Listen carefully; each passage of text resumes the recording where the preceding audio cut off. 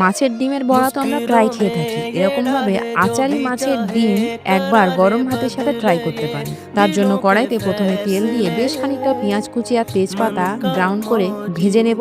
দিয়ে দেব আদা রসুনের পেস্ট আর কাঁচা মাছের ডিমটা ভালো করে হাত দিয়ে মেখে একদম পাতলা করে নিতে হবে। তারপরে দিয়ে দিতে হবে কড়াইয়ের মধ্যে মিডিয়াম টু লো হিটে ভালো করে নাড়িয়ে চাড়িয়ে স্বাদ মতো লবণ আর হলুদ দিয়ে একদম লাল লাল করে মাছের ডিমটা ঝুড়ো হওয়া পর্যন্ত ভেজে নিতে হবে। তারপরে দিয়ে দিতে হবে টমেটো কুচি। ভালো করে নাড়িয়ে চাড়িয়ে টমেটোটা নরম হয়ে আসলে কাঁচা লঙ্কা কুচি, ধনে গুঁড়ো, একটু চিনি আর জল দিয়ে ভালো করে কষিয়ে নিতে হবে। তারপরে দিয়ে দেব আমের আচারে মশলা এবং তেল।